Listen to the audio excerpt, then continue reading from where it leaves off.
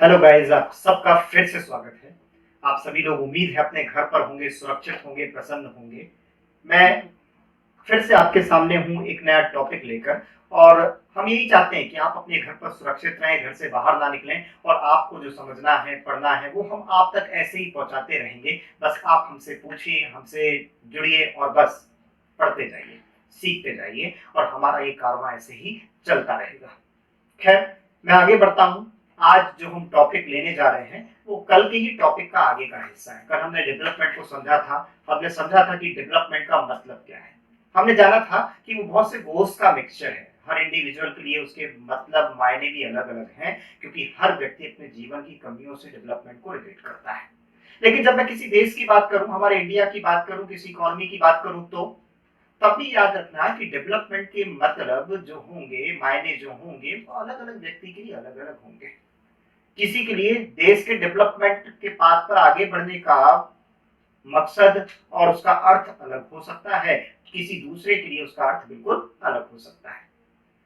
Overall आप कह सकते हैं कि जिस तरीके से हर व्यक्ति की अपनी डेवलपमेंट की डेफिनेशन अलग है, बिल्कुल ऐसे ही उसके व्यू के अनुसार देश के, कंट्री के डेवलपमेंट की डेफिनेशन भी अलग हो सकती है। अब लेकिन हमें ये समझना पड़ेगा कि हम फिर भी कैसे तय करेंगे कि हमारा देश डेवलपमेंट के पाथ पर आगे बढ़ता जा रहा है। तो हमें ये भी देखना पड़ेगा कि दुनिया भर में हम लोगों ने कंट्रीज को तीन अलग अलग कैटेगरीज में बांट रखा है। कुछ को हम डेवलप्ड कहते हैं, कुछ को डेवलपिंग कहते हैं, और कुछ को हम कह सकते हैं कि अभी डेवलपमेंट शायद शुरू नहीं हुआ, या फिर बहुत पिछड़े हुए देश हैं जिसको अभी डेवलपमेंट के पैमाने पर हम लोग बहुत खरा उतरता नहीं देख रहे हैं। तो अब ये तीन कैटेगरी हम कैसे डिसाइड करें, किसको डेवलप्ड कहें, किसको डेवलपिंग कहें, किसको अंडर डेवलप्ड कहें, ये हमें समझना होगा। ये समझने के लिए हम लोग एक बहुत छोटा सा एग्जाम्पल लेकर चलते हैं। ये एग्जाम्पल भी उन्हीं मुद्दों पर, उन्हीं इश्यूज पर गौर करेगा और साथ साथ उन्हीं ट्रेड्स की बात करेगा जिनके अनुसार हम लोग तय करेंगे कि कौन सी कंट्री डेवलप्ड है, कौन सी डेवलपिंग है, और किसको अभी हम अंडर डेवलप्ड कह सकते हैं, या फिर कह सकते हैं कि शायद अभी डेवलपमेंट उतना शुरू ही नहीं हुआ है ना। तो ये हम डिसाइड करेंगे। तो ये डिसाइड करने के लिए हम लोग वो जो एग्जाम्पल लेकर चल रहे हैं, वो एग्जाम्पल एक्चुअली कहीं और से नहीं, आपके स्कूल से, आपकी क्लास से ही शुरू होता है। जैसे कई बार हम देखते हैं कि टीचर जनरली चुनना चाहती है या चुनना चाहता है एक टीचर एक बेस्ट स्टूडेंट को। तो फिर किसको चुनेगा, कौन होगा बेस्ट। तो आप कह सकते हैं कि चुनने के कई तरीके हो सकते हैं। आप कुछ पॉइंट देखेंगे, कुछ अच्छे उनके गुण देखेंगे और उनके अनुसार चुनेंगे कि कौन बेस्ट होगा। तो कुछ टीचर क्या करेंगे, मार्क्स को क्राइटेरिया बनाएंगे। लेकिन क्या मार्क्स अकेला एक क्राइटेरिया हो सकता है। मान लीजिए किसी स्कूल में एक बच्चा टॉप करता है हर बार और आप उसे बेस्ट स्टूडेंट का खिताब देना चाहते हैं, लेकिन जरा सोचिए क्या उसका व्यवहार अपने दोस्तों के साथ अच्छा है। चलो कोई दोस्त उसका नहीं है, क्योंकि क्लास में बहुत से बच्चे ऐसे भी होंगे जो उसके हो सकता है दोस्त ना हो, तो क्या उनके साथ अच्छा है, टीचर के साथ अच्छा है। तो व्यवहार भी देखना पड़ेगा, बिहेवियर उसका देखना पड़ेगा, वो भी एक पॉइंट है। देखना पड़ेगा इसके साथ साथ कि एक्चुअल में वो किस प्रकार से आता है, उसका रहन सहन, पहनना ओढ़ना, मीस आप ये कह सकते हो कि वो डिसिप्लिन्ड है या नहीं, ये भी देखना पड़ेगा। फिर एक और बात आती है, हो सकता है कि उसी क्लास में, जिस क्लास में वो बच्चा टॉप करता हो, एक दूसरा बच्चा भी है जो क्रिकेट टीम का कैप्टन है, यानी बहुत अच्छा प्लेयर है, लेकिन मार्क्स उतने अच्छे नहीं आ पाते। तो क्या वो बेस्ट नहीं कहलाएगा, वो भी तो बेस्ट है, वो अपनी फील्ड में बेस्ट है। इसका मतलब हमें कंपैरिजन करके समझना होगा, और कंपैरिजन का क्राइटेरिया भी सही रखना होगा। हमें बहुत सारे एट्रीब्यूट्स देखने होंगे, बहुत सारी क्वालिटीज देखनी होंगी, तब जाकर हम बेस्ट का चुनाव कर सकते हैं, केवल मार्क्स अकेले को लेकर नहीं। हाँ, ये बात जरूर मानी जा सकती है कि मार्क्स बहुत बड़ा क्राइटेरिया जरूर है, क्योंकि हम शिक्षा की बात कर रहे हैं, एजुकेशन की बात कर रहे हैं, और इसलिए हम लोग मार्क्स को एक क्राइटेरिया मानकर चलते हैं, लेकिन केवल अकेला वही क्राइटेरिया नहीं हो सकता।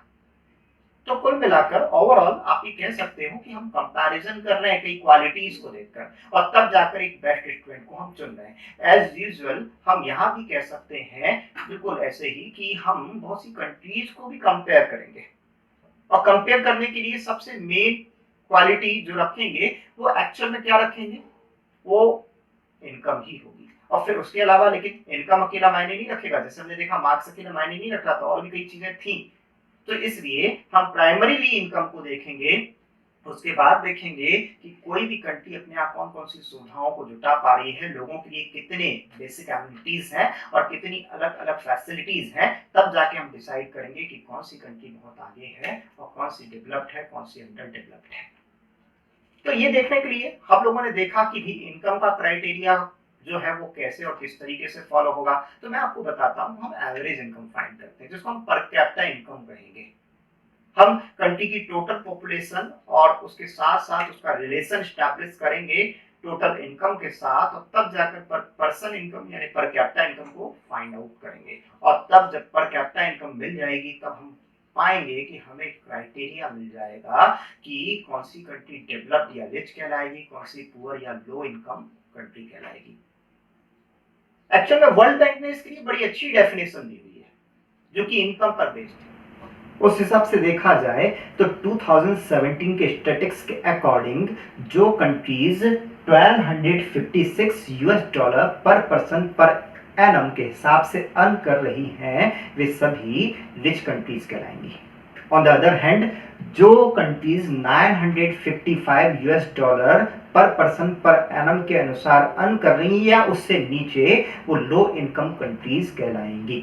हम अपने इंडिया की बात करें तो उसी ईयर के स्टैटिस्टिक्स के अनुसार हम एक्चुअल में 1820 पर पर्सन पर एनम के अनुसार अर्न कर रहे थे।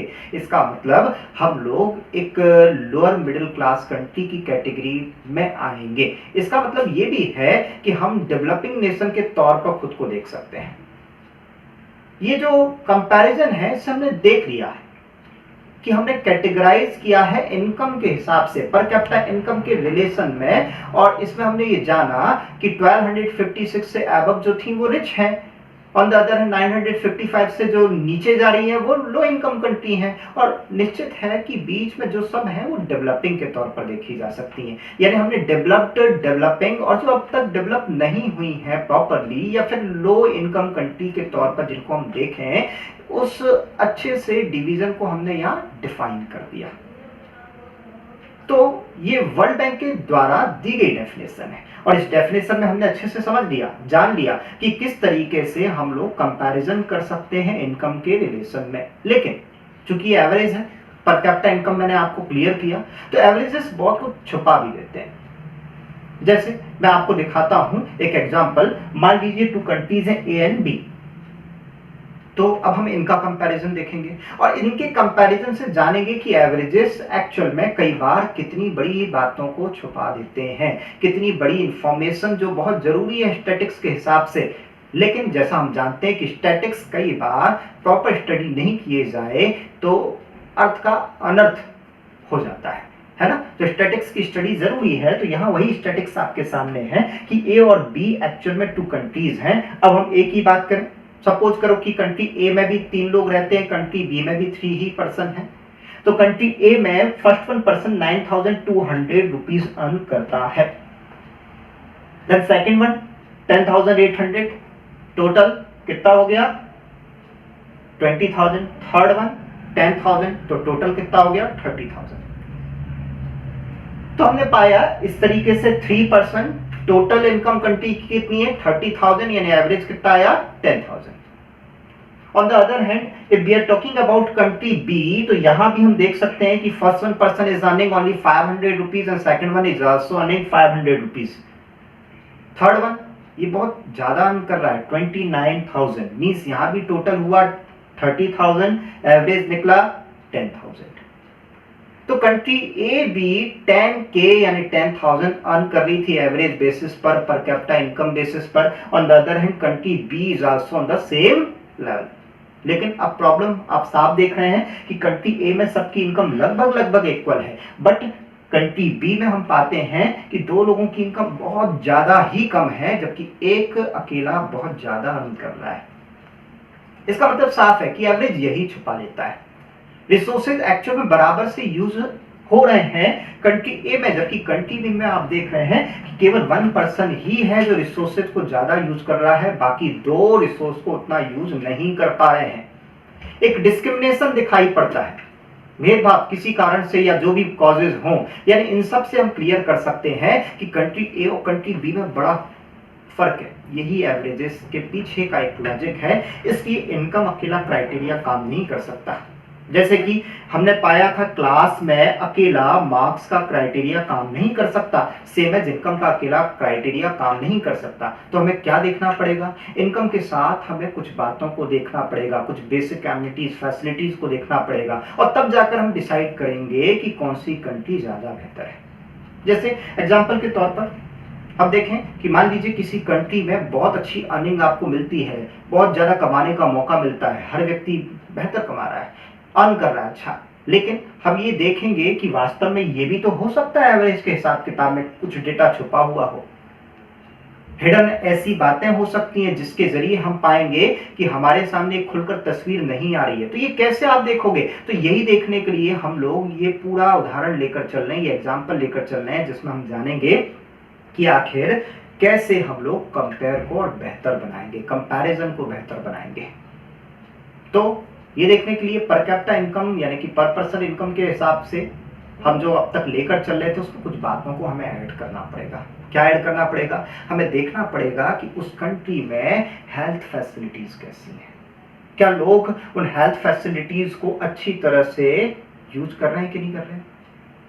हमें ये भी देखना पड़ेगा कि एक्चुअल में एजुकेशन फैसिलिटीज कैसी हैं, लोग पर्टिकुलर लिटरेट हैं या नहीं, या स्कूल्स वगैरह कॉलेजेस वगैरह जैसी चीजों तक पहुंच पा रहे हैं यानी वो एक्सेस कर पा रहे हैं एजुकेशन को या नहीं। तो ये भी हमें देखना पड़ेगा। यानी इनकम के अलावा हमें गौर करना होगा वहां की हेल्थ कंडीशंस पर, लोगों की कंडीशंस पर, उनको दी जाने वाली हेल्थ फैसिलिटीज पर। ऑन द अदर हैंड हम लोग यहाँ ये भी फोकस करेंगे कि उनके लिए स्कूल कॉलेजेस जैसी चीजों का भी किस तरीके से एक इंफ्रास्ट्रक्चर खड़ा किया गया है। तो ये सब जरूरी है, इनकम के अलावा इन पर फोकस करना जरूरी है, और तब जाकर हम ये डिसाइड करेंगे कि एक्चुअल में कौन सी कंट्री ज्यादा बेहतर होगी। यानी कि हमने इनकम अकेला क्राइटेरिया नहीं लिया, हमने उसके साथ हेल्थ जैसी बेसिक एमिनिटीज की बात की। हमने ये देखा कि लोग एक्चुअल में कितने एजुकेटेड हैं या फिर एजुकेशन कितनी पा रहे हैं, किस तरीके से वो लोग जनरली शिक्षा जैसी बहुत बेसिक जरूरत को पूरा कर पा रहे हैं। फिर आज जैसे हम देखते हैं तो देखें तो हम ये भी पाएंगे जैसे पहले नीड थी रोटी कपड़ा और मकान, अब हम वहां तक सीमित नहीं रहे, हम यहाँ पर भी आगे बढ़ गए हैं। रोटी कपड़ा मकान के बाद हेल्थ और एजुकेशन जैसी बातों को भी हमने जोड़ा हुआ है, इसलिए हम इन सबको कॉमन लेकर चल रहे हैं, और तब हम देख रहे हैं कि एक्चुअल में किस कंट्री को हम लोग ज्यादा बेहतर पाएंगे रहने के हिसाब से। यानी डेवलपमेंट का मतलब अब यहाँ इनकम अकेला नहीं रहा, बल्कि ये फैसिलिटीज भी हो।